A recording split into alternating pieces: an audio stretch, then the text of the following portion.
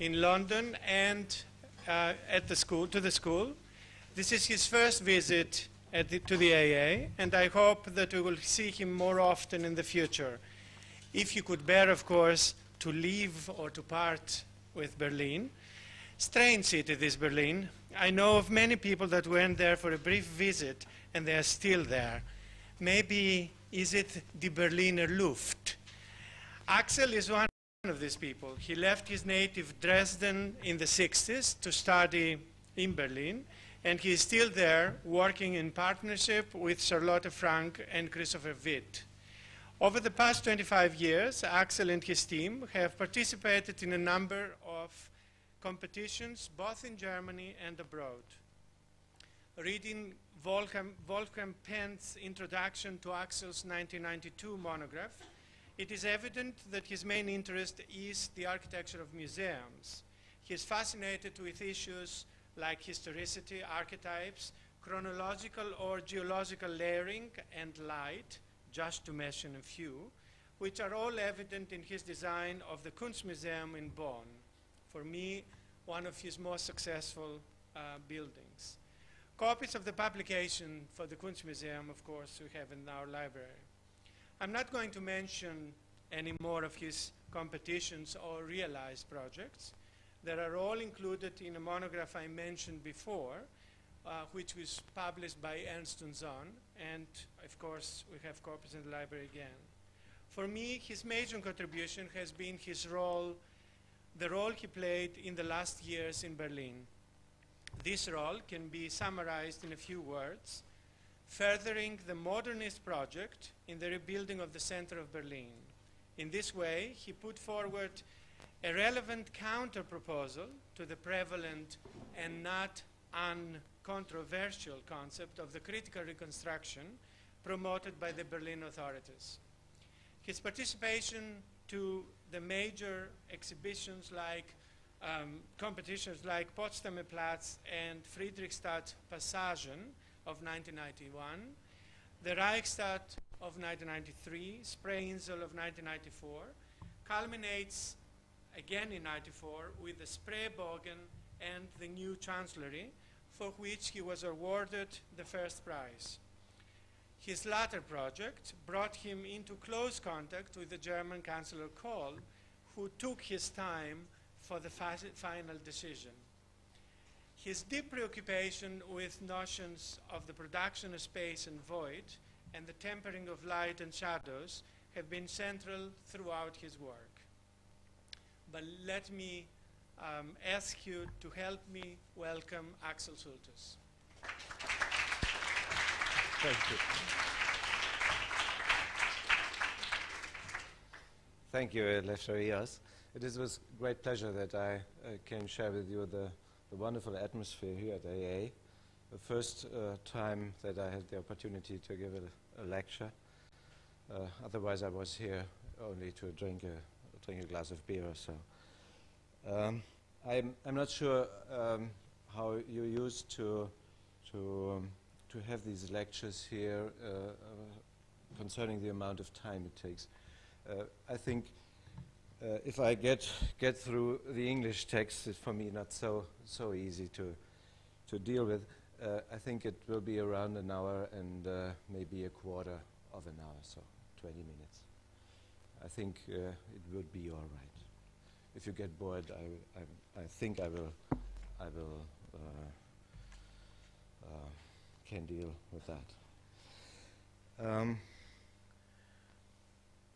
Architecture, Louis Kahn once said at an AA lecture, is a careful creation of spaces which can convey a sense of usefulness. Rem Koolhaas, a student at the time, recalls a monstrously idealistic appearance and adds, "never again." This kind of ignorance hurts and plunges us straight into what some call the Berlin architecture debate of the last few years. We'll never know what space is and what is talked about as space. This evening, I shall have to cast those warnings to the winds, otherwise I should never have come here. I must talk about space. I must come out as an architect, a fossil. I can't pass myself off as a journalist or designer. Tonight, I shall talk about my town, still in pieces, so grey, so disoriented, and yet still more open, more receptive, rich in opportunity than most places, even for architects and their ideas. To help you see what concerns me here, let me begin with an example which has already been built, the Museum of Modern Art in Bonn. We must take the time for that, and by the way, if I learned something about Zaha Hadid's lectures, I learned that everyone fears time, but time fears Zaha Hadid. The stone is more stone than before. In general, we no longer understand architecture, at least by far not in the way we understand music. We have outgrown the symbolisms of lines and figures as we have grown unaccustomed to the tonal effects of rhetoric, no longer having sucked in this kind of cultural mother's milk from the first moment of life. Originally, everything about a Greek or Christian building meant something, and in reference to a higher order of things. This atmosphere of inexhaustible meaningfulness hung about the building like a magic veil. Beauty entered the system only secondarily, impairing the basic feeling of uncanny sublimity, of sanctification by magic or the gods' nearness. At the most, beauty tempered the dread, but this dread was a prerequisite everywhere. What does the beauty of a building mean to us now? The same as the beautiful face of a mindless woman, something mask-like. Nietzsche's observation, which was prompted, of course, by the death of gods and is referring to naked material, stripped bare of metaphysical transfiguration, resistant to any formalized hint of enunciation, came rather late. Too late for the architects who, beginning with our so much lauded Renaissance, have ordained the one post-modernism after another for the building site, mimicking the old repertoire of form and content, one variation at a time, with no authority, as it were, to back them up. Since then, since people lost faith in meaning and in the internal justification of a venture, since the foundation of a building took priority over its meaning, since the work of art has had to generate meaning within itself, celebrate and validate itself, the sole measure of quality and status has been the work's inherent consistency, a logic which is at least individual. Or to put it in the words of a venerable colleague, since there is Boulez, there is architecture. And yet it stands out at any meeting of architects in the neo-Babalism of cross-purpose discourse. What makes our postmodern pluralism so tedious, for all its variety, is that we apply no scale of hierarchy to the quality of planning, no yardstick, no instinct for the essential. This disorientation results in the alternating excitement and weariness which governs attitudes to architecture in an antiquarian game with types and forms, the old ones and our own, and in a cozy and sometimes virtuoso preoccupation with the tools of architecture rather than its goals. After 400 years of post-Renaissance and the modern hope of a brave new world, architecture is out of joint. To overcome that, we need a morphology and dramaturgy of space which will channel the quest for form into the development of new spaces and types of spaces, in the utterly modern hope of creating a new age-old convention, an architectural imperative. It is an objective which touches the very quintessence of architecture. Silence and light, the silence of the walls and the play of the light. The single space, the integral made up of many, often far too many spaces, the synthesis of site and program, need not be confined to the summation of fragments. The spatial experience, the most intense and precious art, can convey, and the most uncomfortable challenge it faces, generates a transparency, an illusion of freedom which defies comparison with the trickery of glass boxes. This spatial experience can open the soul to our other cultural pleasures, which requires a place and a space, including, of course, the enjoyment of modern art, as in the Museum of Bonn. For the competition in '85, these slides, they combine in some way. Maybe it's good altogether. In the competition of '85, a single hollowed block like Cordoba, almost a small town, a single precinct devoted to art, an exhibition space shielded by walls 300 meters long, the inner daylit rooms in the Great Triangle unfolding into a spatial sequence under open sky, reappearing in the Bundeskunsthalle at the center of this sacred groove. A beautiful but short-lived dream, as you are unlikely to know. The decision to let the Federal Art Salon withdraw from the Artistic Federation on Adenauer Allee to erect an isolated building struck a lethal blow to the concept of a museum island in the manner of Berlin and with a stature worthy of a capital.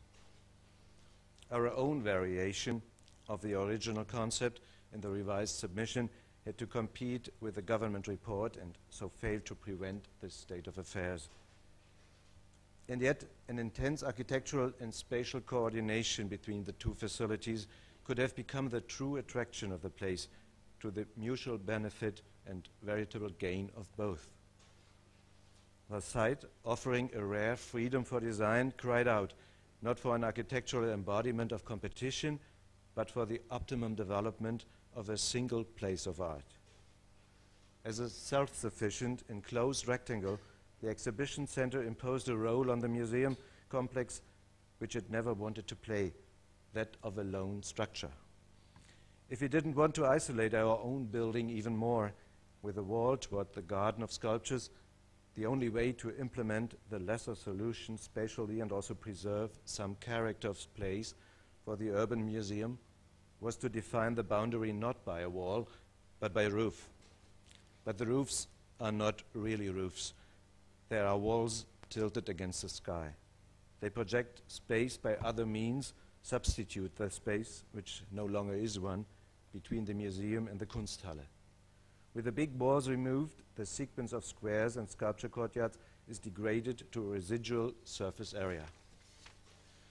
The big roof in particular tries to compensate for this loss.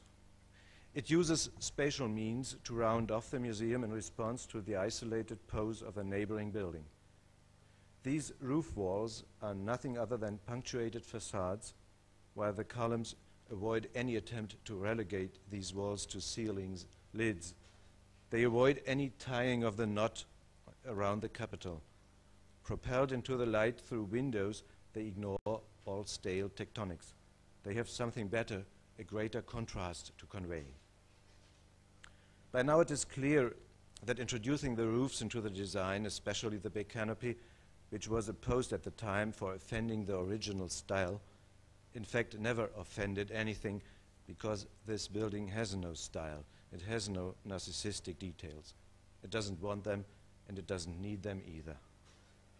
The roofs were good enough to rescue a vestige of space for the museum, a pressing invitation to take a look inside, above all during winter month, when the space below is brightly lit. A museum is a showground stall, shamelessly advertising its panopticon. A museum is a hermitage, harboring its treasures in artistic meditation. Embracing both intimate and public dimensions, both elitist and popular enjoyment of art, this new building refuses to engage in a stale polarity between exterior and interior, open and closed, silence and noise.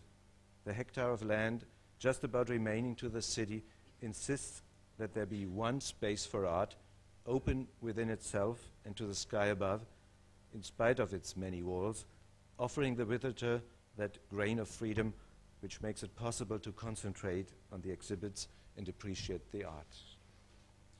The division of labor within this squaring of triangles is as simple as it is effective.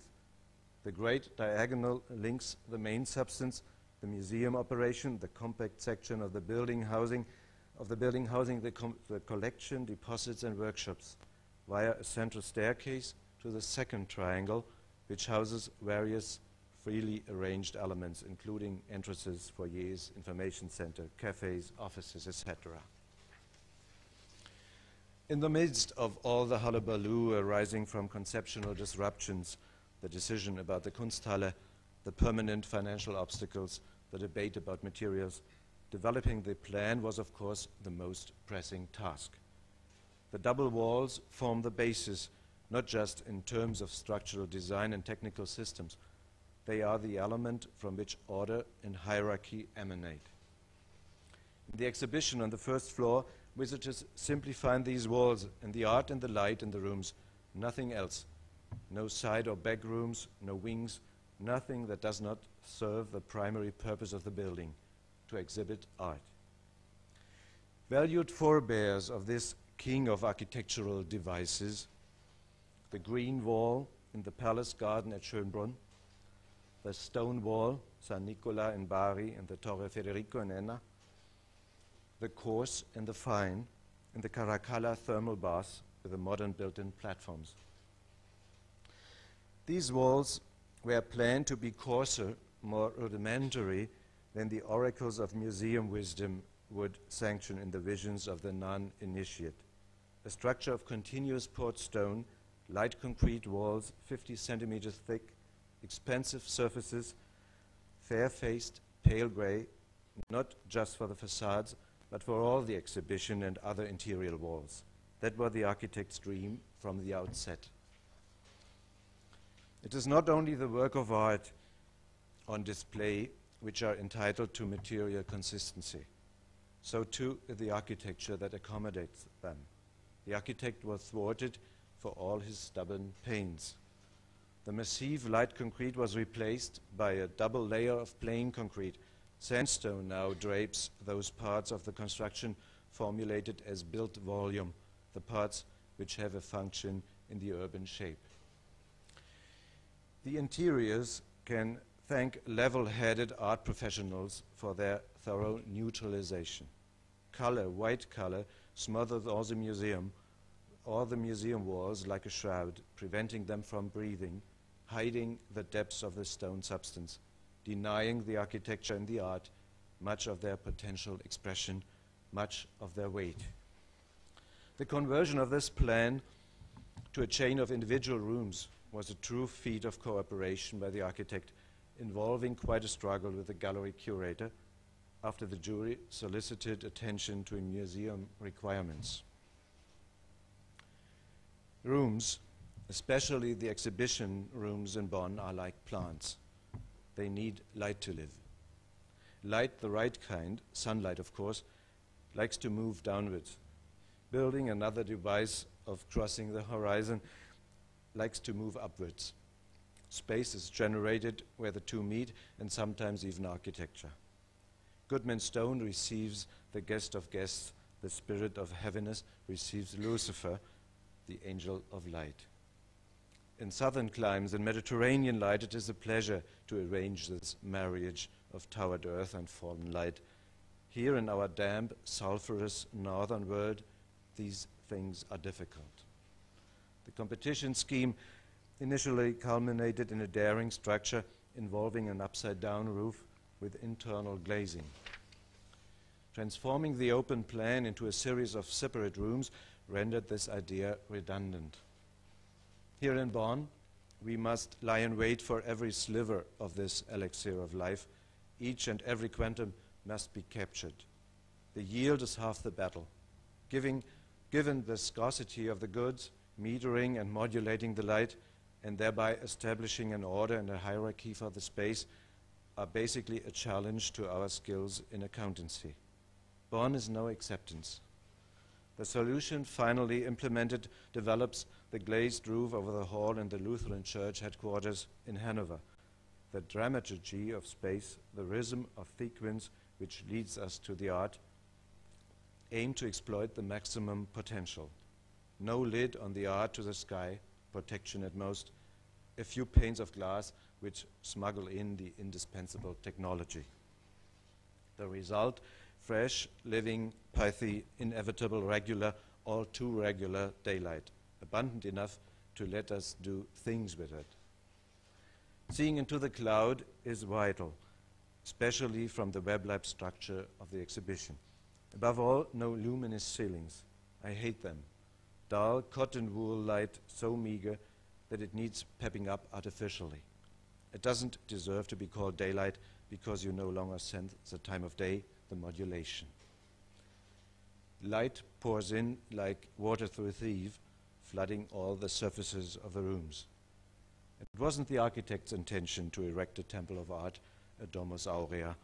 The aim was to create a house of light, a domus lux. Let me just add a brief melancholy note about the Bonn project and draw conclusions from a nub of what I feel was a typical planning conflict, a missed, no prevented opportunity to create a museum complex motivated by urban form. For its conceptual consistency was not merely misunderstood, but perceived as a nuisance.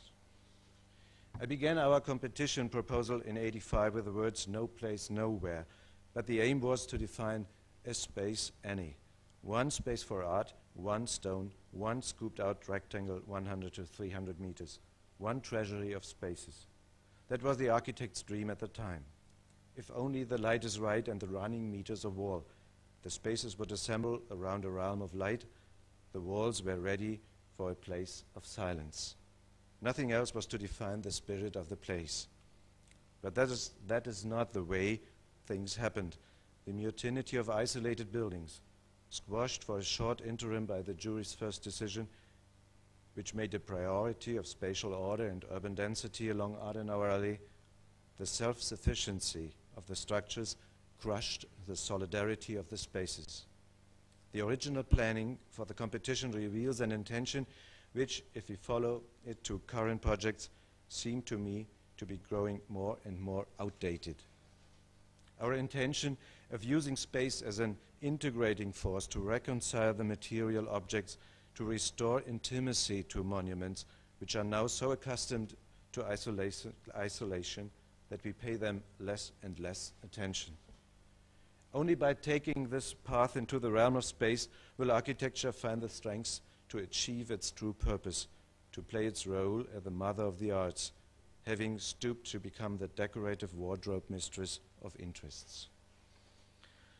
The failure of the Bonn project and the fate of another, the Spreebogen, flashes against the horizon, indicates to me what I see as a degenerative trend in architecture. The high-handedness of architectural works, no matter how many functions they manage to convey, and their arbitrary availability inspire a careless planning mentality geared to increasing simplification. Effects, I mean the box of tricks and not the outcome of causes, are gaining the upper hand over the essence of architecture, the spatial event. After my experience in Bonn, and not only there, I fear, and I may not be alone, that other intentions, other dreams, once cherished by architects, may soon be regarded as folklore. Heights of madness, stimulating as concrete, an environment Hitler would have recognized. Those epithets are drawn from an article in the British press about the New Berlin. But it wasn't the Daily Mirror. It was the Independent which permitted itself this brazen outburst. Berlin as the new jackboot city. There's no smoke without fire. Now there's a suspicion to fan the flames. When lecturing abroad, I ought to keep the side up and project counter-images, Glienicke and Prenzlauer Berg, and that, of course, would be equally shoddy journalism. Tonight I shall take the liberty once again of being just as critical about Berlin as anyone who had spent almost all his 50 years there, desperately in love with the place, which is hard to call a city a great city when returning home from, say, Paris, London, or Manhattan. In 1989, the sleepy island of Berlin and its somnolent islanders awoke with a tremendous bump to entirely new prospects. The city has been mollycoddled for so long, stewing in an illusion of cosmopolitanism, while sinking into a provincial mine mire that it was apparently powerless to react. The euphoric flash in the pan did not lead to a New Deal or to any new thinking in the political field. The future is still being administered. The gate, the Brandenburg Gate, is still shut. The well-meaning activisms of the big competitions drifted off course, and I shall pass over the decision-making machinery of the small ones. There were sites with tremendous urban potential: Potsdamer Platz, Alexanderplatz, and of course Friedrichstraße, which should have provided a forum for international discussion about cities and ideas for cities. Berlin would have gained from inviting people to ponder the things which worry cities across the world. But instead, these sites were subjected unchallenged to narrow investment surveys with pre-stabilized results. The motto: work with the solution, not with the problem. And the truly special tasks, which called for intimate knowledge of place and mentality, the Schloss and the Spreebogen, were hyped into international pseudo-events with over 1,000 participants, a total negation of competition logic. The excuse for all that: Germany is undergoing a second unification with a second flurry of rapid expansion, another Gründerzeit. It is only too understandable if our would-be metropolis is trying, in a fit of frenzy, to make up for lost time. The odd malheur is bound to happen. The town is growing, but the boorishness continues. The poet Theodor Fontane said that about the first Gründerzeit. The boorishness may not be particular to the credit of Berlin, or indeed to Prussia, which made a state architect of Schinkel, but sent Heinrich Heine into exile. But there were bursts of vitality about boorish Berlin which I will still find preferable to the congenital grey-hairedness which extols the weary legacies of Schinkel, Stühler, Peter Behrens, and Mies van der Rohe at the architectural culture of Berlin perpetuating what is narrow and unauthentic in Germany in the name of so-called identity. And yet the only meaningful legacy for Berlin to claim should be so very different, much broader, deeper, much more architectural and spatial in approach, experienced at an altogether different level. Anyway, the century of the new city is ending on a defensive note, especially in Berlin. The urban ideas it began with were not urban at all. They were projects for estates, special designs, not cut from urban cloth. The urban ideas in the mid-century reflected the arrogant vanities of architects propagated on Mediterranean cruises, doubly disastrous in war-scarred cities such as Germany's. And now, with certainty pronounced dead, the crumbs and sprouts of the urban idea are being ground to dust between the millstones of fundamentalist restoration and architectural monomania at the two extremes of a morbidly bloated culture of building. Architectural culture and policy have become a battleground for Berlin's architects, alert to many decades of failure on the part of their profession and conscious of the fatal results of creativity in the course of this century. The controversy has acquired all the features of classical mock battle. People accuse each other of not doing things or of accomplishing things they never intended. While lamenting that urban blocks now suppress all variegation, they violate the urban organism with a monolithic block. They set up belligerent oppositions. The reconstruction, the intelligent building against the stone building, restorative reconstruction against critical reconstruction, metropolitan laissez-faire against Berlin's identity. It is sadly not purgatory, but Vanity Fair. And accordingly, it is not substance which is at stake, but surface appearance. It is truly superfluous debate which focuses on the means and not the aims of urban planning, not the city and its essence, not urban body. Surely it is a red herring.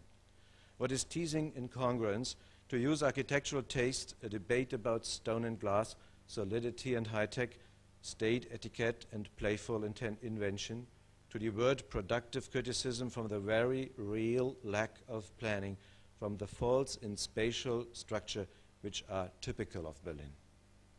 If we don't conduct this general analysis and clear the air somewhat, we shall overlook a unique opportunity. We could be offering a new order to the spaces and objects in our damaged and fragmented city. And the chances were so good after 1989 for synthesizing these fragments, for integrating the leftovers of a European city into a new, more complex order. We could have shown that we knew and loved the old and could salvage it in the new. An opportunity like this is so rare in the life of a city, and we are passing it over. Julius Posener, eternally young, took issue with the restoration camp. Reconstruction, he said, always struck him as a mistake. The response from Berlin's neoclassicists, as stale as their mentor Hegel, you can't beat the old questions or the old answers either. Fear eats the soul. That's what Fassbinder would have said about what they called critical reconstruction in Berlin. It is a fear of the future which looks to history for support. But those who yearn for identity, something which our young city has never experienced with any continuity, have to invent history in order to invent a quintessential Berlin. German culture has been European in a way which few other cultures have. And yet, its great stumbling block has always been what Germans think German is supposed to mean. In the same way, the quintessential Berlin threatens to straitjacket the city, to constrict it unnecessarily. Berliners will narrow their minds for fear of losing themselves. But Berlin has always been many cities, many architectures, in spite of a few homogeneous islands, an embodiment of dissent. A long-lost capacity for synthesis cannot be restored by decree. It wouldn't last and would cause harm from the outset. Building in stone, and this is coming from someone who would like nothing better, who hates nothing more than card box modernism and glass cage transparency, has been reduced in recent years to a single style, was deliberately proclaimed in a city where polymorphous risk needs right now to be cleverly targeted and meted. Many competition verdicts revealed the writing on the wall, even to the uninitiated. It was, it seems, too difficult to strike a balance between polyglot laissez-faire, laissez-aller, and the stringent rules behind the love of urban order. Within the realm of spaces, urban spaces, Berlin could well become a heart of darkness. Now of all times, we are indulging in a convenient dogmatism, the dogma of blessed convention, of eaves height and building in stone, of historical immunity, and the reconstruction of a destroyed city. It is a dogma of blessed simplicity, of tranquilizing perforated facades with all the monotony of wallpaper, of beneficent banality. Together, these dogmas might make a bawdy comedy, the farce of a provincial metropolis. I was enough of a Berliner to join in, so let me illustrate the present state of affairs by showing you some projects which I have been working on in the city with Charlotte Frank, my partner, since 8 years. 200 years ago, 200 years after Palladio, the post-Renaissance caught on in Berlin, another dose of postmodernism and classicism. After Langhans and Gili, Germany's very belated Greek revival glided into the Prussian Revolution, Restoration with Karl Friedrich Schinkel. Doric and Ionic gems appeared, the Brandenburg Gate followed by the Neue Wache and the Altes Museum. Impressions of Italian journeys materialized, the Roman Bath and Charlottenhof in Sanssouci, for example, and the Pavilion for Charlottenburg.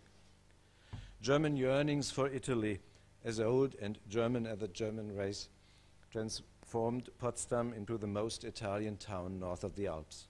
Berlin, only the embryo of a town, began collecting architectures. But where was it to go? There was no solid urban plan, no castrum, and certainly no forum which might have been revamped. just a few village lanes, a few marshy river islands, a castle and a Baroque suburb with two-story street fronts. Even then, finding a place within that, weaving an urban fabric was evidently too daunting a task. And anyway, why bother? Chief architect Schinkel thought it would be far nobler to compose these new works freely for geographical diversion, accentuating their grandeur, he thought. The already isolated palace, for example, the Arx Berlinensis, was joined in equally superb isolation by the museum and later the Architectural Academy. The model was not the polis, but the acropolis, the high city, the non-city. This lack of urban instinct has been a sorry Berlin tradition ever since, dampening my pride in my city, however fondly I love it. All the temples, villas and palaces, the pergolas and pavilions, memorials and curiosities were intended to create a state, not a city. It was that Prussian. It wasn't the crisis of the objects, as in Colin Rove, which hampered the evolution of the city, but the uprising of objects. In many central places, their wretched self-satisfaction, just a bit too fast from my tongue, which hampered the evolution of this city, but the uprising of objects. In many central places, their wretched self-satisfaction has prevented Berlin from building spatial relationships. It is not as if somebody ever noticed. In the 19th century, they were commenting. The steppe begins east of the Elbe. There is little pleasure of a public nature in Berlin. Berlin has chosen to ignore the criticism. We are welcome to argue about whether the palace should be resurrected in old guise or new, but the old, useless, cold, desolate street plan is to remain at the heart of the city, a heart of winds and wastelands. Like our colleague 2 centuries ago, we drew the inspiration for our own Spreeinsel project from the south. Unlike Schinkel, we did not copy objects, but used the pattern of southern cities and sought to transform it into Berlin context. We were also taking issue with exaggerated claims by local patriots as if the palace ever formulated space at the heart of the city. It didn't for obtuse reasons, and certainly not on the Lustgarten side. Our first thought then was to take the somber mass of the city palace, which has always been a fortress rather than a palace, and turn it inside out, convert mass into space. Joined by this, double the Lustgarten outside the Altes Museum would acquire an urban quality. The 5 wings of the new palace, spanning out to both arms of the Spree, allow under den Linden to begin at its end by the Brandenburg Gate. Pariser Platz at the western end is echoed by a new, far denser square in the center of the palace, Sotto Castello, it might be called. The quality of a place like this consists in using a new piece of city in an urban way and not being forced into long-term commitments. Reprogramming the program. There must be a rapprochement between the city and what goes in inside. And there will, if we get the spaces right. Here on the island, more than anyone else, it's the spaces which hold Berlin together. The palace, there have been many attempts in recent centuries to create urban gestalt by amassing individual buildings of whatever quality. There are those who regard this impoverished strategy of fragments, this arrangement of solitaires, as a Berlin specialty. Someone once said that squares in Berlin are not squares at all. That would be a fitting comment about a palace, about the palace too. If reconstructed, it would clumsily occupy the place without enabling it to acquire gestalt.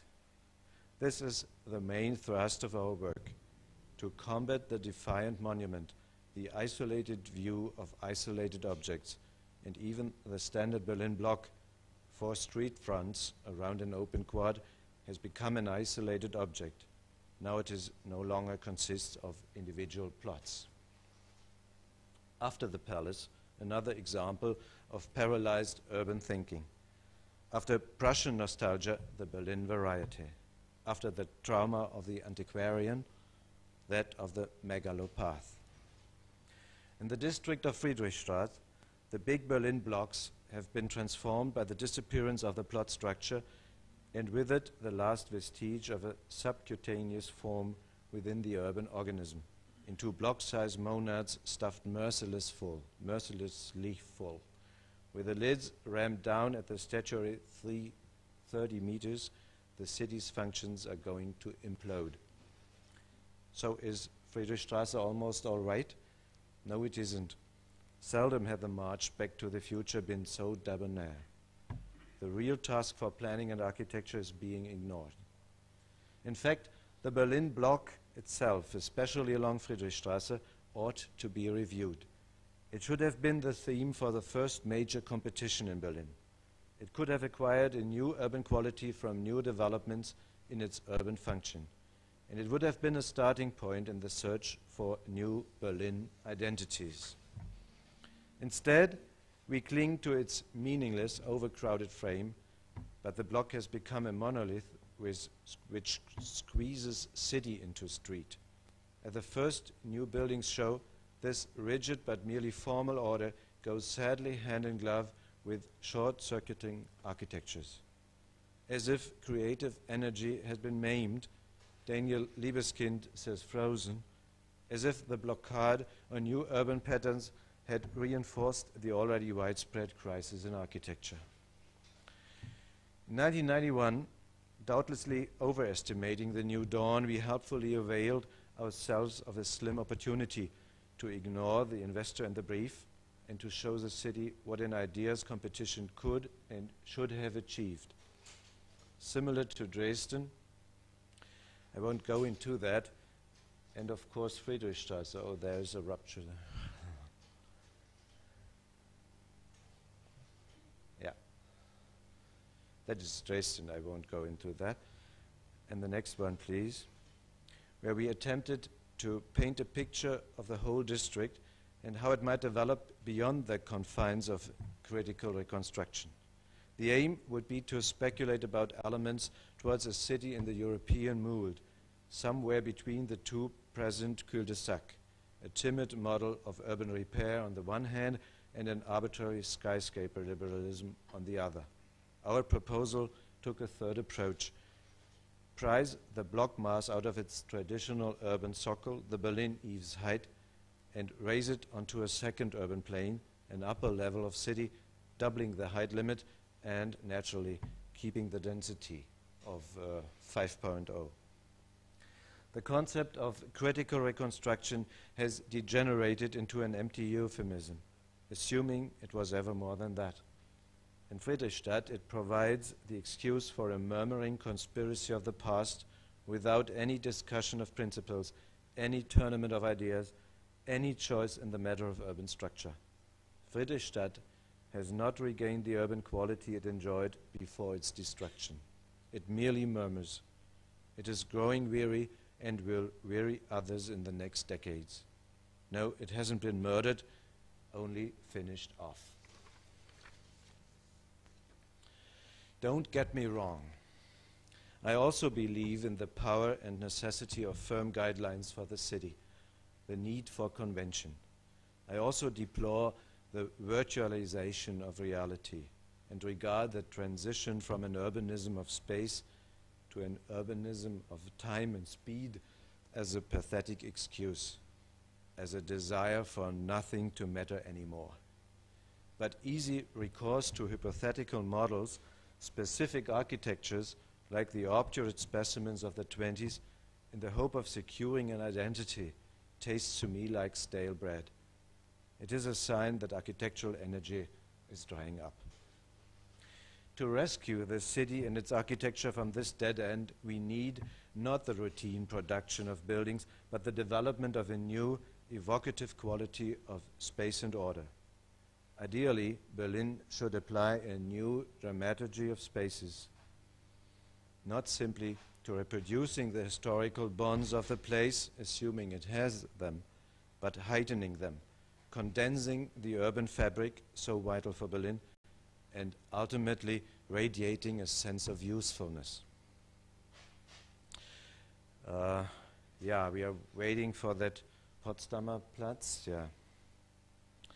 Another example. On Potsdamer Platz, we tried to cast the city's recent history, this 40-year confrontation of the third kind, into a spatial metaphor. We wanted to formulate a three-dimensional square which was more than a Euclidean box, and to preserve the extreme dimensions which Berlin was here, from let's just pop across the road to out there in the woods. The idea was to apportion the banality of glass and concrete, the onslaught of the present, so carefully that the rest of time, memory, would not be extinguished. But our swan song for the post-war decades in Berlin was in vain. Berlin is rightly defending itself against the worldwide leveling which threatens what remains of its architectural and spatial identity. It is more fearful in this than city with great traditions and great historical substance. And sure as hell, Berlin has no monopoly on the deficits I mentioned. But you can't halt an unpopular process by means of feverish restoration and architectural antiques. Today's fakes were tomorrow's write-offs, mused the comedian Karl Valentin. He might just as well have said it about reconstructing the palace. To move on, you need controversy. Anything new entails risks. A metropolis fosters calculated risk-taking and an instinct for promising options. It's an instinct Berlin must recover. We appeal to that instinct in our postscript to the Potsdamer Platz project, our proposal for Asea Brown Bovary. This was the third competition for the site after Daimler-Benz and Sony.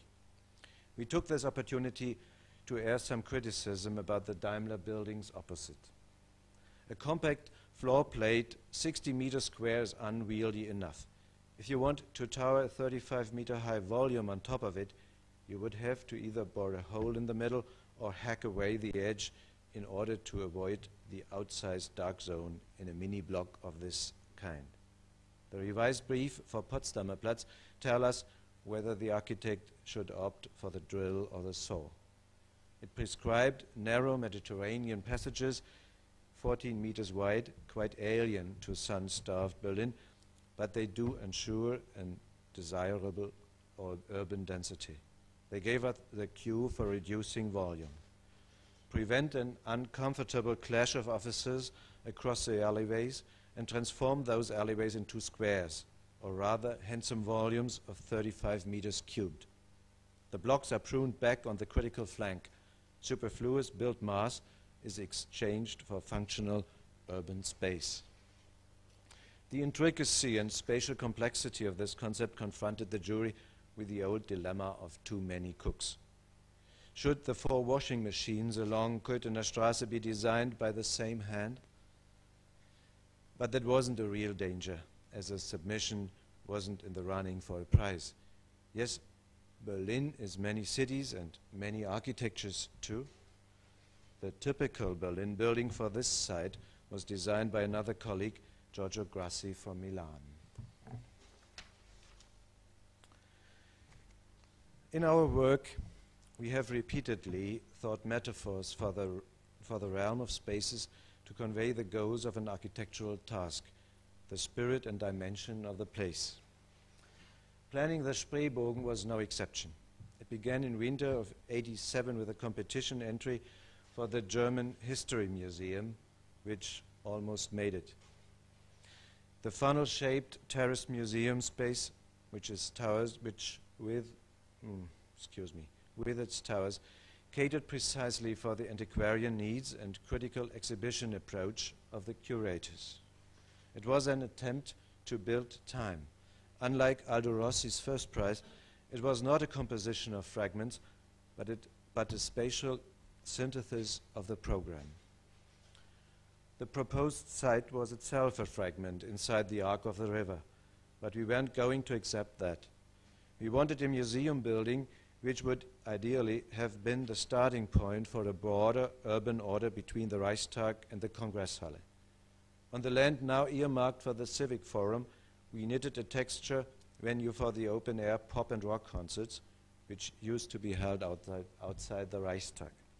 6 years later, in September '92, we only had to spin the web further. The wall behind the Reichstag was gone. The new brief was to create a capital, house the parliament and government. The competition brief wanted city planned into the Spreebogen. From our experience with Potsdamer Platz, we were sure it wouldn't work. We realized something else too. To stand any chance of success, we would have to postpone all our ideas about finally spatial development. We would have to be far more general and succinct in our formulations. Our explanatory text reflected this.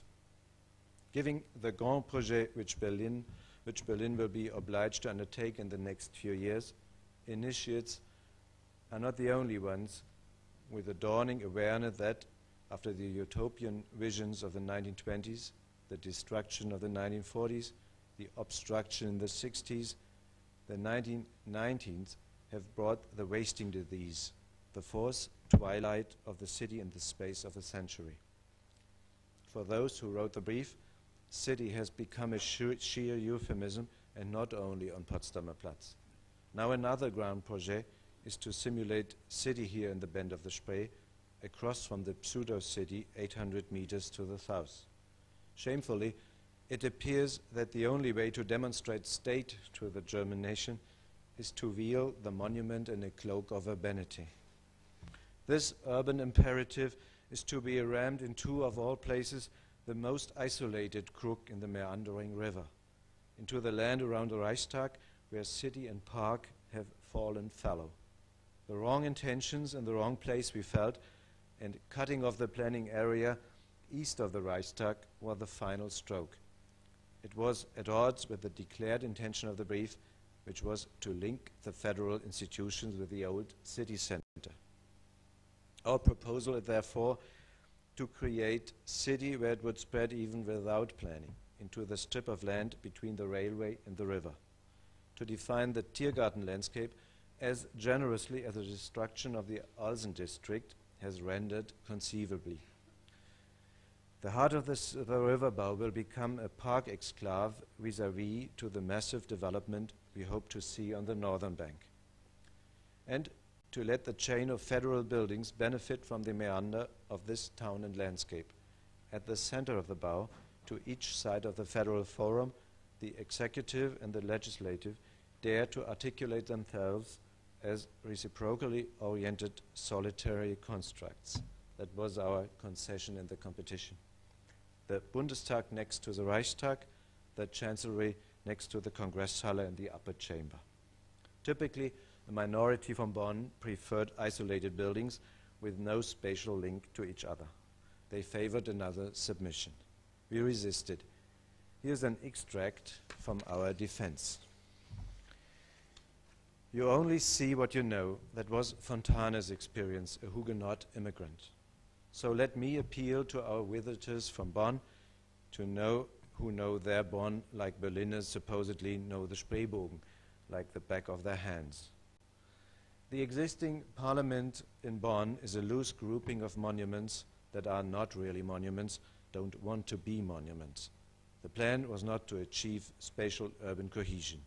Consequently, an attempt to collect institutions to the left, as in the '87 competition for the area in front of the parliament, was seen as obtrusive, perhaps even undemocratic. The view of political locations as isolated, self-contained institutions was so instinctive, so unurban, that even the Kunsthalle, you know already, for example, had to adopt a solitary pose, had to break out from the Federation of Arts on Adenauerallee. This typical Bonn vision is now targeted upon Berlin, perhaps with a desire to import familiar surroundings into the equally unstructured, empty Spreebogen, where city is only a memory. To agree upon an arrangement for the Chancellery, Bundestag and Bundesrat, to have authorities and committees transposed casually like cows on a meadow, Such a desire for repetition in the wrong place and the wrong time would mean the end, not the beginning of a new and hopefully different period of German statehood.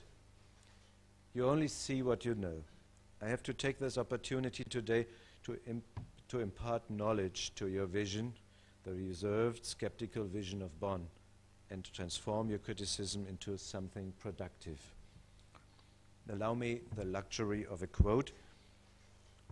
Whoever wants really to get to know something new, be it a person, an event, or a book, does well to take up this new thing with all possible love, to avert his eye quickly from, even to forget about everything that he finds inimical, objectionable, or false. So, for example, we give the author of a book the greatest possible head start and, as if at a race, virtually yearn with a pounding heart for him to reach his goal. By doing this, we penetrate into the heart of the new thing, into its motif center, and this is what it means to get to know it. Once we have got that far, reason then sets its limits. That overestimation, that occasionally unhinging of the critical pendulum was just a device to entice the soul of the matter out into the open. The challenge of this competition was to draw out the soul of the Spreebogen, to forge the spirit of the place, its historical and urban spatial dimension, into a new architectural likeness. There are many possible ways to describe the state of the institutions, to depict the public affair, the res publica, in a democratic spirit, of course. Yet none of the 835 entrants hit upon the idea, for example, of submitting the most pluralistic of all planning models, the imperial free-spiritedness of Hadrian's villa in Tivoli, the democracy of the collage. Such a proposal would have been much too interesting, much too architectural, much too luxurious, giving the pressing needs of this country and this city. In contrast, the winning proposal is very simple, very Berlin-like in its reserve, in keeping with the hardness of the city and the city's fate, fitting, appropriate to the dimensions of the city and the river.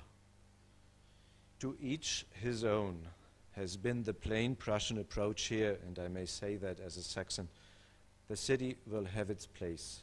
In generous contrast, the park is granted space in the landscape across two bends and the Spree. The federation, the third in the Trinity, is distinguished, special, the link between town and country, the missing link in the urban shape. The federation is taken literally as an association of constitutional places. This political rendezvous, political discipline as an event for our common good, is the solidarity of the institutions and built form. The idea is as simple as that. The Republic becomes manifest. This federation crossed the Spree twice, three times, concretely identifiable space, concrete planning premises on which to implement the concept. The metaphor, the symbol, only enter into it by indirect channels.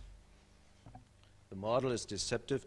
The architectural shape is to be assumed by this federation. This space remained an open question. I gave an example, a warm-up exercise then. The Chancellery had every right at the central focus of the second power and at a strategic point in the Spreebogen to express its significance in terms of architecture and urban order. But the imagery, the inspirations which bring the Chancellery to the Spree should not be drawn from a paperback edition of Versailles or from the White House or the coldness of an isolated object, but from the spatial variety, the temperature, for instance, of Hadrian's villa in Tivoli, the intelligent, proportioned composition of an intelligent man. Fools haste, clever men wait, the wise go into the garden. The Chancellery is conceived as a villa with courtyards and gardens, a cordonneur and an apple tree.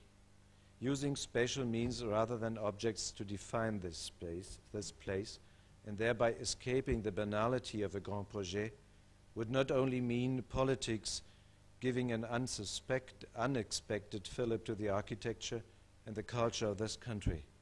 The intimacy of the monument which is tangibly felt if the seat of government is defined by such means, should be able to unfold its integrative power, its conciliatory influence at this time of crisis in the country. The architectural quality of the forum contributes substantially to the Chancellery's ability to project into the urban space around it, to its openness and presence, not only towards the south and Platz der Republik, but also towards the civic forum itself and to Parliament beyond. The architectural magazine of our building community, Bauwelt, accused us here of betraying the Republic. It wasn't true at all. The forum will be the most public space in the Spreebogen, open day and night in all seasons. Any regulation here would have forced the Republic to clock on and off. The context of this place is unurban and quite different, of course, from Max Engels Platz, where the palace once stood. It is, however, charged with just as many hopes and ideas. Peter Sloterdijk called it a social powerhouse, a garden of pleasure and truth, a square for solidarity or protest, a social observatory for all-terrain individuals who can seek remedy there for the disease of being German. In short, a heart for the Republic where we believe Germans overflowing provinces, Berlin sadly included, must find their way back to the realm of the urbane and cosmopolitan. To stimulate productive discussion, we need strong alternatives for this supremely important place, which draws a definite line across Speer's axis of state. We are working on it. We have rehearsed the classical formula of urban design, wall and roof, square and solitary volume. But we have to come up with something else, something that hasn't been tried and which goes beyond mere architectural expression. Such are the grand stairways, 100 steps rising above the obligatory cafes, restaurants and bistros, above the shops, the cinema and lecture hall, above the exhibition, Question to German History, above the press conference center, above the escalators feeding the underground. These stairs seek to touch the child in the cosmopolitan soul. They are an invitation to try out something big for once. Seriously, the Spreebogen and the Forum will need such spirit to become a place of euphoric energy, a place of civil courage, if only that were a household German phrase. Work on the Spreebogen concept continued, adjusting, exploring, detailing. Let me mention just one aspect at last. Getting the stature right for the Chancellery was a laborious process of trial and error, especially as there was no direct contact between client and architect at the time. We had to reconcile the solitary status of the Chancellery with the spatial solidarity of the Federation, including the institutions across the river. We had to demonstrate their mutual benefit. Our last proposal 2 years ago was then so powerful in stature that it could be trusted as a counterweight to the Reichstag. In our office, it earned the nickname Kiffhäuser, understandable if you have ever seen the monument to Barbarossa. The competition, open throughout the European community, was repeatedly delayed. But Christmas '94 brought two first prizes, and a period for revision. When the Chancellor pronounced his decision last summer, we had spoken with such golden words that we had no choice but to follow them with golden deeds. This week, as February closed, we finished work on the preliminary design, aiming to complete on New Year's Eve 1999. In this design, all that glitters is not yet gold, but it can serve as a useful basis for further planning. We are looking forward to observing the response our proposals meet in the next few months. Our intentions then were gilded. There was Adolf Arndt's adage, to begin with the toughest challenge of all, from a well-known essay he wrote about building and democracy 30 years ago, I think, that architecture too can be part of the mystery which enables individual spirit to express the collective conscious. And to round off this idea on a practical note, that a sense of usefulness should distinguish architecture from the liberal arts. There was that promise about euphoric energy, which buildings in the Spreebogen were going to radiate as they unfolded like a long, generous statement which society is able to make about itself. We had meant to pluck up our courage and subordinate our own tastes and scruples as architects, if it was the only way to create that vital popular aura for the seat of government. We had wanted to counteract a mood of historical and political frustration, a habit of understatement acquired by Bonn, a very German and all too understandable fear of grandeur. We wanted, in other words, to help our society to acquire some own brand enthusiasms. The concerti are a compromise between too hard and too easy. They are most brilliant, pleasant in the ears, but of course without tipping into the void. There are points at which only the connoisseur will gain satisfaction, and yet the novice cannot be but content with them without knowing why. Mozart wrote the piano concertos thus described in a letter to his father with all the ease of genius, whereas we rather proceeded with a grouping bluster of a Beethoven in striking our own compromise between too hard and too easy for the connoisseur and the novice. We rejected the slightest hint of architect's vanity, but nor did we want a second-best arrangement.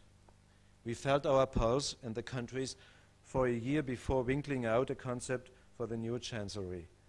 Normally it only takes us a few weeks. There must have been a particular inhibition at play. It derived from the intimacy of the institution. It reserved exclusiveness, which wrong-footed our intentions, our architectural creed. The unpublic nature of the chancellery detracts from its spatial force, shifting its essential expression to the surface, insisting that it be identified by vivid rather than spatial means. Evocative space, the quintessence of our architectural discipline, plays second fiddle, has to be smuggled in. The plenary chamber in the Reichstag, that would have been our element. But things turned out differently 3 years ago. Here we had to supply the frame and canvas and impact for state receptions without pomp or false modesty. Had to imply openness, but only a sense of openness. Had to arouse popular sympathy for an office of state, a place torn hither and thither more than any other by the favors and animosity. No, not of the parties, the favors and animosities, frustrations and hopes of a nation. A grandiose space can generate reconciliation, liberation, even today, and not only in Istanbul's holy wisdom. It can do this for the connoisseur and the novice alike. Images, on the other hand, the plastic arsenal of architecture, silent walls as marks in the Berlin horizon, as figures in the arc of the river, images are hard-pressed to rival the magic of spaces. But it was the only path we could take, via the cabinet towers of the competition entry, via that very Andalusian Neuschwanstein, to those great eyes which were to be the stargates of political fantasy in the revision. Then, after returning to conceptual basics, away from that interesting diagonal line to a more efficient and appropriate east to west zoning of the upper echelons, via the constrictions of a rigid barcode, to an agonizing operation-free view, punching out mass, exposing the sky lobby with a large, intimate stairway, a west-east divan between the covered loggias which faced the city and the garden, opening out the view to Alexanderplatz and Bellevue, letting thoughts drift Paris-Moscow fashion. The north and south facades, naturally the governor and the cabinet rooms, face south into the broad expanse between the Reichstag and the Victory column, have traded in their eyes for wide arches, more open and generous, which liven up the place, injecting greater optimism to movement. Movement we would love to have seen over the Reichstag. For all their plasticity, their double and triple layers of stone and glass and slat, their south and north elevations betray conventionality, facades, flat surface, body. Toward the east and west, however, across the court and across the garden, there is not a trace of these. The volumes break away along the diagonals. The big loggias replace mass with space. The crate can still be recognized with its thin roof of stone, its partial cone capitals casting sun against them from below. The contrast between full and empty, heavy and light, coarse and fine, light and shadow will now determine the Chancellery's projection of presence in the Spreebogen and will grant built form to this icon of the government's return, this pledge which followed the fall of the wall. The long space from the hall of the Alsenblock opposite the Chancellery across the Forum to the Chancery Court, and from the court to the big hall into the garden and across the river Spree to the park, presents us, not altogether unexpectedly, with a riddle. The foyer facade beneath the loggia apparently calls for greater powers of conviction than we can currently muster. In the distant south, as the loggia above testifies, there would be nothing there, just wind between the garden and the court. Here in the Russian steppe, we shall need a large glass membrane. The details are easy to deal with, perhaps some sweeping metal slats 5 meters long. The contrast with the columns and light cones above would be pleasing to the eyes. But what about down in the Cour d'honneur at a reception of state, or viewed from the Forum, especially when there is no reception? A stone tree upstairs in front of the loggia, it was only an image, a reminder, and perhaps the motif was too one-sided. Down in the court, though, it could make itself useful as a canopy and entrance, ultimately as a shaft for outgoing air, representing in the most literal sense the word's cardinal concern. The specter of unemployment apart, it would symbolize the crucial alliance for the future, the one to ensure the future of this planet. The objections can be reeled off quickly. Too sentimental, under yonder beech tree sleeping in the shade. Too Teutonic, Yggdrasil, the world ash. Too naive, oh God, a tree. Too didactic, acid rain destroying German forests. Too difficult to design convincingly. Leave that to Chillida.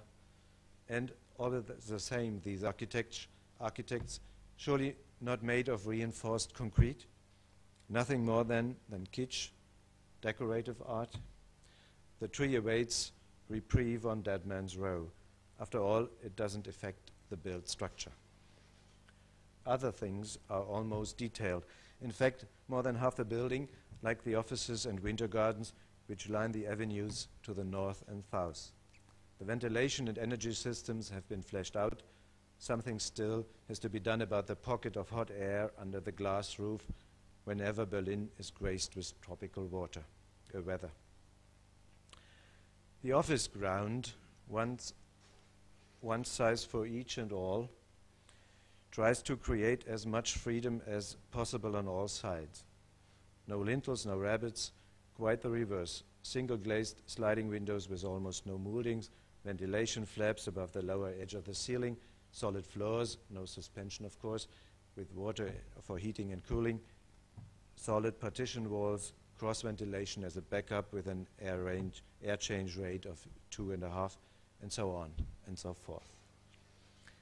These winter gardens are thermally controlled by foul air extraction. The narrow, bridge-like galleries, the main path of circulation, cross the gardens uncovered, unglazed, with a minimum winter temperature of 15 degrees centigrade. By comparison, planning for the executive building has been slower, although it is still on schedule, of course. There, for example, one for all, we have tested the furnishings and orientation of the Chancellor's study. This raises the question of materials. The architect's maxim, in free adaptation of St. Thomas Aquinas, beauty in the sheen of truth, will not be enough. Displaying concrete the way we do calls for compensation. There will be plenty of wood and plenty of natural stone, above all, good artificial light, that is bulbs, as far as wattage per square meter permit. We shall counterbalance this with large amounts of daylight and directed light for workstations. Let me conclude with a brief, admittedly rather redundant observation, a kind of anticipated replique. What buildings bind the nation which seeks itself as German to its history? The gas chambers of Auschwitz chain them to an unspeakable fiasco. The Reichstag symbolizes an arrogant, then muddled, then criminal Reich and its traumatic downfall. The Brandenburg Gate recalls division and guards tooting guns rather than the joyful night the wall came down. The new order in Friedrichstadt evokes an only too German, only too congenital gray-hairedness, even in euphoric times.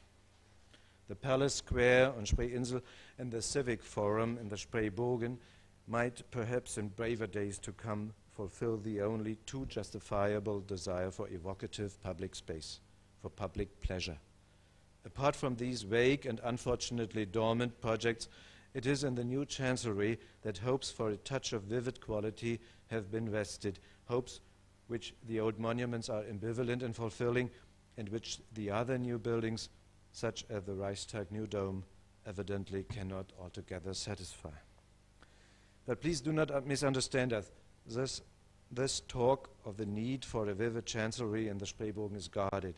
The real political event, the new public space for the new Bonn and Berlin Republic, will not be discovered in the seclusion of a seat of government. It has to be conceived in the Forum, the Reichstag, the Alsen and Luisenblock. Having said that, the expressive energies in the Spreebogen and the trackway laid across it by the federal institutions all converge on the executive building of the Chancellery, which is running a real risk with its second urban plane. This building cannot hide either behind the trees which line the avenues or within an anonymous architecture. The new building with its foundation chancellor is the unchallenged miracle of 1890. Ever since the competition was decided, molding the features of this child prodigy without empty pathos or false modesty has accounted for a touch of uneasy machination in the work of the architects. We had a transformation of our own in mind to dilute the great mass of the crown structure, to make it porous, even plastic, to acquire transparency and depth without resorting to glass boxes, to keep the Chancellery's stable cube and carve a physiognomy from its heavy walls. There is nothing irrational about it, says Gustav Peichel in an interview on Berlin's architecture. And he is referring partly to the gamut of German anxiety, that need for security and seriousness, which aspires to poetry but never achieves it.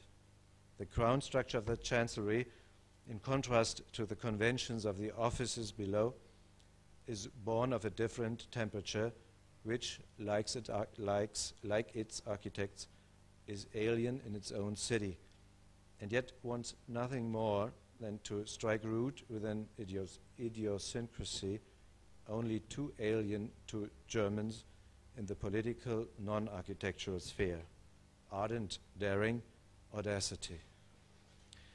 There is, however, one criticism to which the Chancellery and its architects will certainly be exposed, quite apart from any suspicion that the facades are overcharged with figurations.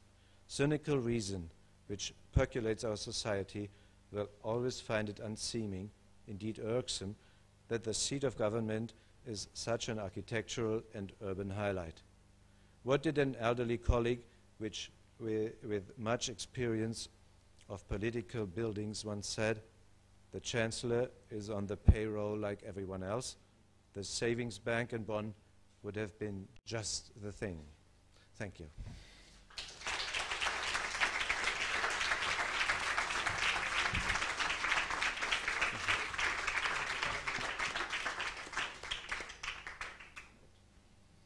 Thank you very much for this illuminating lecture. Are there any questions?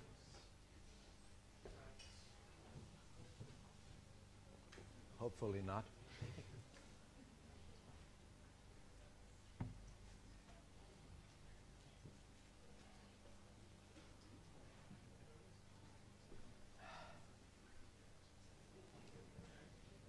No questions.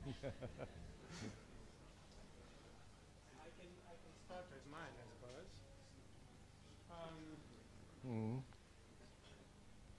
You talk about this architecture as the mother of the arts, and then you more or less equalize that to this notion of architecture as a spatial event. This is something that I would like you to say a few more words, if possible. This notion of the spatial event and architecture as the mother of the arts. I mean, it's how the two come together. Must it really be? I mentioned that Louis Kahn saying that, how was it going? There's all of these things talked about and no one knows what it is. We'll never know what space is and what is talked about as space. And I had a notion when I go through the manuscript in the afternoon, I had a notion that I talked much too often about space, and I can't hear it any longer. And maybe it is impossible to speak about it, only to show at least something. And when you think about that museum in Bonn, there is no big space. It is only some spaces. But they can't be shown on the, even that feeling for it, you can't show it either by words, of course not, and not even in the slides. You must experience it. And that's why it couldn't be taught, and that's why it's so difficult with architecture nowadays, I think. It must be experienced. All the say, for instance, in some precious examples, like I mentioned it, the Holy Wisdom there in Istanbul, and all of you should be there. Maybe you are already, or say in Cordoba, in the great mosque there, and you can't speak about that. You have to be there. And then maybe you are one for architecture once and for all. There are, and that is the same with these connoisseurs and the novice.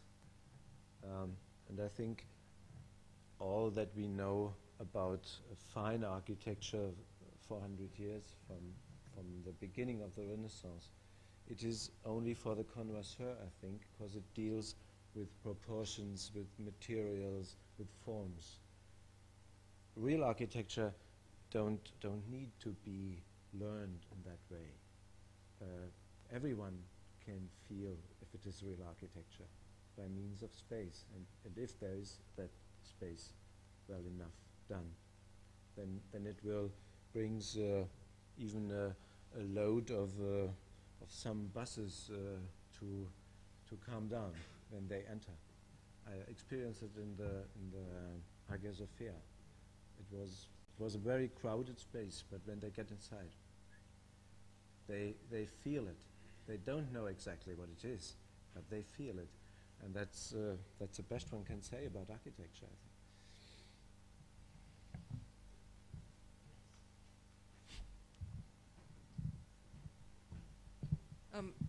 in talking about a lot of these traditional buildings and showing a bunch of slides of them earlier on, I noticed a great contrast between those projects, which do, I agree with you, speak a lot about space, or they consist of a spatial event in your terms.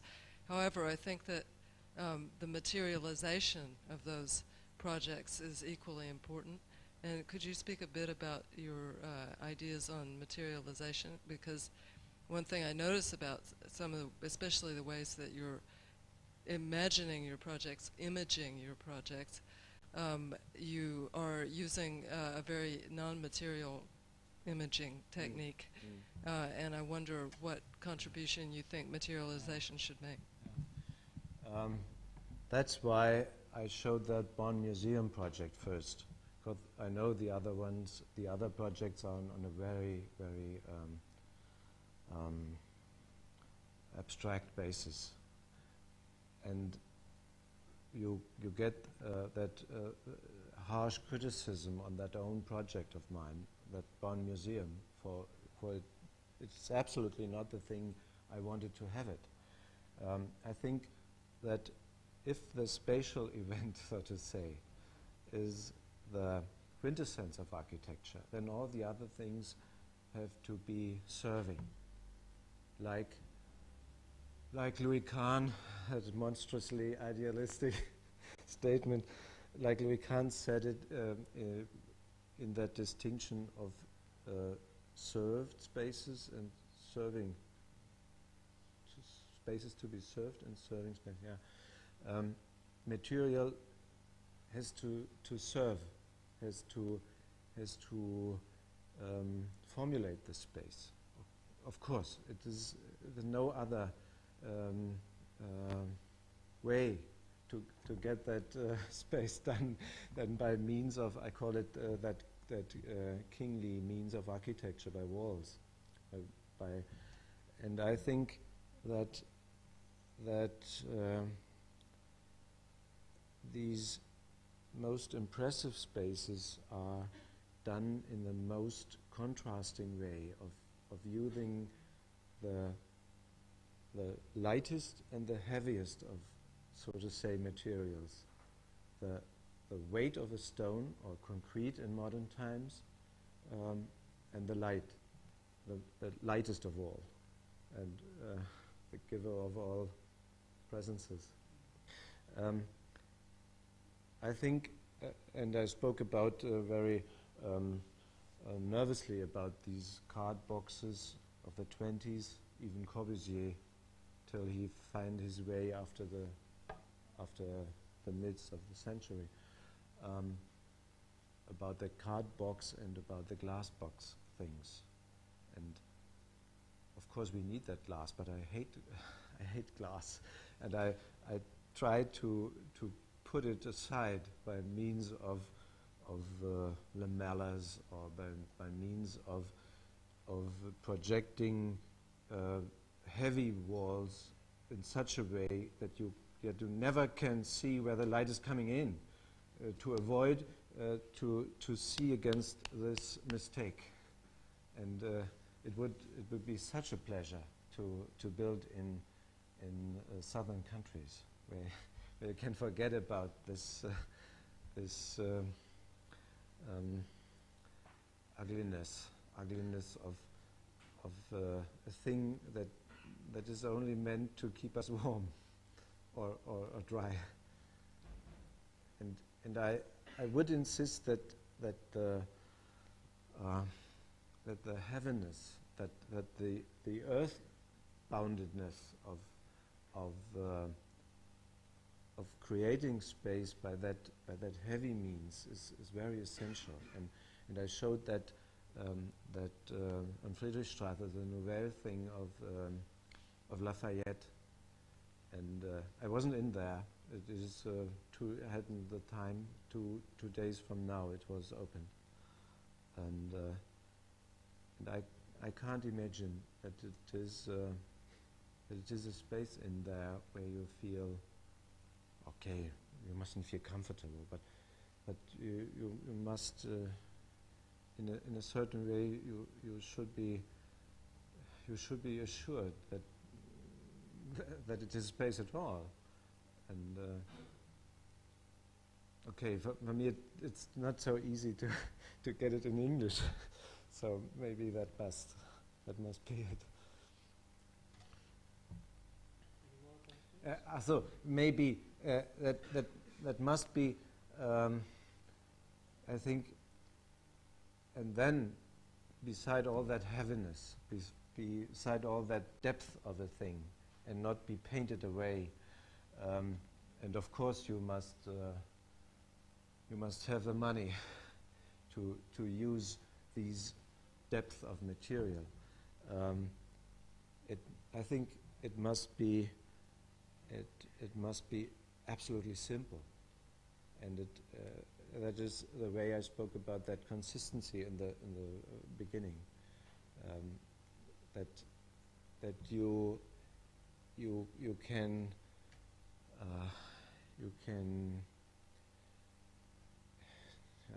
no, not enlightened. You can feel joy about getting the light in and seeing the light as it reflects on these materials. And if you put too many materials or too expensive materials together, then the effect is gone, and you will not be touched in the sense I mean you should be. And that's okay. It's all about the late Corbusier dealing with concrete and light, and it's all the way Louis Kahn did it. And I wonder if these architectures and figures are so put aside in these times, and maybe especially in this school. But I have no insight into what you're doing now here. Just continuing this theme of materiality, and speaking from a very limited experience of working in Germany, the thing that I do experience in Germany, rather different to here, although the tendency is a universal one. First of all, is the growing power of the contracting constructional process of the entreprise, of the method by which risk is taken out of construction. It seems to be in Germany that risk is being taken out more and more, and products are becoming more and more performance-based. Clients are wanting to take the power from the architect and give it to the contractor. And I think this all conspires to a sort of dematerialization of architecture.